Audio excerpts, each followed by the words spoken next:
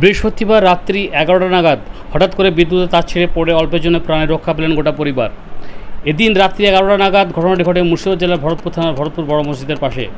স্থানীয় সূত্রে জানা গেছে, এদিন রাত্রি 11টা নাগাদ হঠাৎ করে বিদ্যুতের তারে আগুন দেখতে পান স্থানীয় বাসিন্দারা। এরপর তারা ছুটে এসে ওই পরিবারের সদস্যদের সেখান থেকে নিরাপদ স্থানে সরিয়ে নিয়ে আসেন। পরে তারা বিদ্যুৎ দপ্তরে ফোন করেন, কিন্তু বিদ্যুৎ দপ্তরে কোনো কর্মী না থাকায় রিং বেজে গেলেও কোনো রিসিভ হয়নি। এরপর তারা বিদ্যুৎ দপ্তরের স্টেশন ম্যানেজারকে ফোন করেন, কিন্তু তিনি সাফ জানিয়ে দেন যে রাত্রেবেলায় কোনো বিদ্যুৎ কর্মী নেই, এই বলে মোবাইল ফোন বন্ধ করে দেন বলে অভিযোগ। পরে ভরতপুর থানার পুলিশের তৎপরতায় বিদ্যুৎ কর্মীদের অফিস থেকে তুলে এনে বিদ্যুৎ সংযোগের কাজ শুরু হয়। ঘটনার প্রতিবাদ জানিয়ে কান্দিসালা রাজ্য সড়কে অবরোধ শুরু করেন, বিক্ষোভ দেখাতে শুরু করেন স্থানীয় বাসিন্দারা। পরে ঘটনাস্থলে পুলিশ পৌঁছলে পরিস্থিতি স্বাভাবিক হয়। ভরতপুর পঞ্চায়েত সমিতির সদস্য শাহিদুল ইসলাম বলেন যে এই সমস্যা দীর্ঘদিনের এবং প্রায় সময় এলাকায় বিদ্যুৎ থাকে না। এ বিষয়ে বারবার স্থানীয় বাসিন্দারা বিদ্যুৎ দপ্তরের অভিযোগ জানালেও কোনো সুরাহা মিলেনি। আগামী দিন যদি এই সমস্যার সমাধান না হয় তাহলে তারা বৃহত্তর আন্দোলনের পথে হাঁটবেন। এই তার আগুন লেগে গিয়েছিল, দুটো মহিলা মানে দুটো বাড়িতে মহিলা থাকতে চিৎকারে আমরা বেরিয়ে আসলাম, দিয়ে আগুন জ্বলে তারে কোনো রকম যে মেনটা নামিয়ে দিয়েছে তারটা সরানো হলো, দিয়ে থানায় ফোন করা হলো, স্যার এসে কোনো রকম গাড়িটা আনা হলো। দেখুন আধা ঘন্টা আগে এসএসকে ফোন করা হয়েছিল, এসএস ফোন তোলার পর ফোনটা সুইচ অফ করে দিয়েছিল। দিয়ে আমরা পুলিশকে ফোন করি, পুলিশ এসে কোনো রকম থানার এই কী বলে কারেন্ট অফিসে গাড়িটা আনা হলো, দিয়ে এসে কোনো রকম কাজ চলছে। এখন এগুলো মধ্যে কাজ হয়নি, এখন বসে আসছে সব। বিদ্যুৎ দপ্তরের কর্মীরা কতক্ষণ পরে এসে পৌঁছেছিল? এটা আধা ঘন্টা কিংবা 1 ঘন্টা আগে, 1 ঘন্টা পরে ফোন করা হয়ে সত্ত্বেও আসেনি।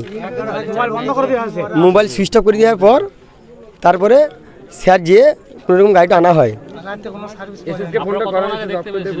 আমরা এটা প্রায় 1 ঘন্টা আগে, 1 ঘন্টা আগে প্রায় হয়। এটা বলার সত্ত্বেও কোনো রকম সাহায্য পাইনি। মানে মাসে 30 দিনের মধ্যে ম্যাক্সিমাম 20 দিনে এটা হয়।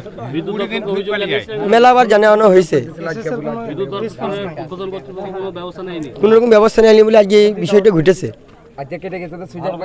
যখন আমরা ওখানে 11টা 10-এ বসেছিলাম তখন দেখি কারেন্টের তার থেকে আগুন ছিটকায়। ওখান থেকে আমরা দৌড়ে সরে যাই। তারপরে ওই পোলটা বাদ দিয়ে পরের পোলটাতে দেখি দাঁ দাঁ করে আগুন ধরছে। আগুন ধরতে ধরতে তারটা ফরম করে কেটে একটা টিনের চালে পড়লো। যেই ঘরটার ভেতরে দুটো মহিলা এবং একটা বাচ্চা শিশু ছিল। আমরা চিৎকার করে ওদেরকে বের করেছি। যদি চিৎকার না করতাম তাহলে হয়তো তখন 3টে লাশ পড়ে যেত। তারপরে যখন ইলেকট্রিক অফিসে আমরা ফোন করি, ওরা বলে যে আমাদের এখন আর যাওয়া হবে না, কাল সকালে আমরা দেখব। তারপরে এসএসকে ফোন করলে এসএসের ফোন সুইচ অফ, এসএস কোনো নেয় না। তারপরে যখন থানায় ফোন করা হলো, থানার পুলিশ প্রশাসন এসে আমাদের কাছে কথাগুলো শুনে কারেন্ট অফিস গিয়ে ওদেরকে নিয়ে আসলো। ওরা এসে এখনও অবধি কোনো কাজ হয়নি, তবে কাজ করার চেষ্টা করছে। হ্যাঁ, প্রায় মাসে আপনার 20টা দিন এরকম সমস্যা। কারেন্টের কোনো মানে ভরসা নাই, এখন আছে এখন নেই, এখন আছে এখন নেই। মানে 5 মিনিট থাকলে 10 মিনিট কারেন্ট থাকছে না, এমন সমস্যা। একটা ফেজ থাকছে, একটা ফেজ থাকছে না। এর জন্য নতুন করে 2-3টে ট্রান্সমিটারও বসানো হয়েছে, তার সত্ত্বেও কোনো উন্নতি নেই। আমরা চাইছি যে এটা অ্যাকশন লেক।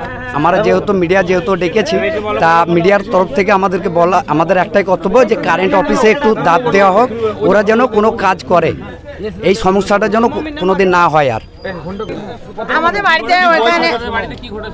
বাড়িতে কারেন্টের তারটা মানে ফলস মেরে তারটা আগুন ধরে গেল। ধরতে ধরতে আমাদের টিনের বাড়ি আছে, তার বাসের ওপরে আগুন ধরছে। আমরা এসআইকে ফোন করলাম, এসআইকে বললাম কি আমরা দেখেন আমাদের বাড়িতে আগুন ধরে গেছে। বলছে আমরা কি করতে পারবো, আমরা পৌরসভা দিতে পারবো না, তাই বললো। তারপরে সকালে যাব, তারপরে আবার আমরা ফোন করলাম, মোবাইলটাকে সুইচ অফ করে দিল। তারপরে আবার পাবলিকের দৌড়ে গেল থানা, মানে থানা থেকে পুলিশ নিয়ে আসলো। পুলিশ এসে বললো বেশ আমি দেখছি। তা কেন ও কথা বললো? আমরা তো পুড়ে মরে গেতাম, আমাকে 1 লাখ টাকা দিত, 2 লাখ টাকা দিত, কিন্তু আর তো কিছু করতো না। সে কিসের জন্য বললো তাকে এখানে নিয়ে আসতে হবে, এসএসকে নিয়ে আসতে হবে। সে এসিতে বউকে নিয়ে শুয়ে থাকবে আর পাবলিক জ্বলে বেড়াবে নাকি?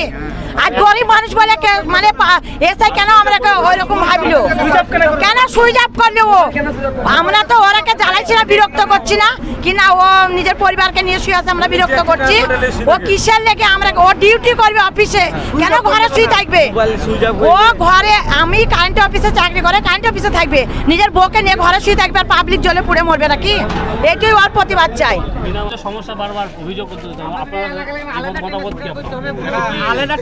আমাদের ব্যাপার হচ্ছে আজকে যে ঘটনাটা ঘটেছে, কারেন্টের মেন তার কেটে একজন গরিব লোকের বাড়িতে পড়ার পরে এসএসকে ইনারা ফোন করার পরে এসএস ফোন তোলেননি এবং ঘুরিয়ে বলেছে যে ফোন আমি তুলতে পারবো না, রাত্রে আমাদের কোনো পরিষেবা নাই। সেই কারণে এই পাড়ার এবং গোটা ভরতপুরের জনগণ রাস্তা অবরোধ করে তার প্রতিবাদ জানাচ্ছিল, যা পুলিশ প্রশাসন এসে সেই অবরোধ তুলে দিয়ে এবং পুলিশ প্রশাসন মানে সবাইকে বলে আশ্বস্ত করে যে কারেন্ট আমরা রাত্রে ঠিক করে দিচ্ছি এবং পুনরায় যেন এরকম না হয় তার আশ্বস্ত করেছেন ওনারা। সেই কারণে আমরা সকলে একত্রিত দাঁড়িয়ে আছি কারেন্টটা যাতে রাত্রেবেলা পরিষেবা দেওয়া যায় এবং যেভাবে এসএস ভরতপুরের এসে যেভাবে কারেন্ট পরিচালনা করছে, যেভাবে ইলেকট্রিক সাপ্লাই দিচ্ছে, তাতে ভরতপুরে ম্যাক্সিমাম টাইমে ইলেকট্রিক সাপ্লাই থাকে না কিংবা সমস্ত কম ভোল্টেজ থাকে। তার কোনো রকম ওনার কর্ণপাত করারও দরকার নাই। মানুষ কে কী বলছে কারে না, আগামী দিন যদি এরকম সমস্যার সম্মুখীন হয় আমরা বৃহত্তর আন্দোলন করব এবং তাতে রাস্তা অবরোধ থেকে শুরু করে যা যা করার আমরা সমস্ত কিছু করবো আম পাবলিকের স্বার্থে। রাত্রেবেলায় যে বিদ্যুৎ অফিসে কোনো লোকজন থাকে না, এত বড় একটা এলাকা, প্রত্যেকটা সময় ফল্ট হয়, এই বিষয়ে আপনারা কি ইলেকট্রিক অফিসে ফোন করার পরে বিদ্যুৎ অফিসে তো লোক থাকে না, তার চেয়ে বড় জিনিস আজকে একটা লোক গোটা ফ্যামিলি আগুন লেগে পুড়ে যেত। তারপরেও ইলেকট্রিক অফিসের এসএসকে ফোন করার ফলে সে সুইচটা ঘুরিয়ে কথা তো বলেছে আপনারা মরুন গা, আপনারা দেখে নিন, তারপর আবার সুইচটা উনি বন্ধ করে দিয়েছেন। এখনও পর্যন্ত এসএস ভরতপুরে বাস করেন, উনি আসার প্রয়োজন বোধ করলেন না। যাক আমাদের সিআই সাহেব এবং থানার আদার্স স্টাফরা গিয়ে স্টাফ ডেকে এনে আপাতত ইলেকট্রিকের কাজটা যাতে হয় সেই ব্যবস্থা ওনারা করছেন। এইটা হয়ে গেলে আমাদের সাধারণ মানুষের উপকার হয়। কিন্তু ভরতপুরের এসএস একটা অযোগ্য এসএস, জবে থেকে ভরতপুরে এসছে কারেন্টের কোনো রকম উন্নতি তো দূরের কথা, অবনতি শুধুমাত্র, কোনো কিছু কাজ হয় না। এরপরে ভরতপুরে বড় ধরনের কোনো একটা অ্যাক্সিডেন্ট হবে উনি থাকলে পারে।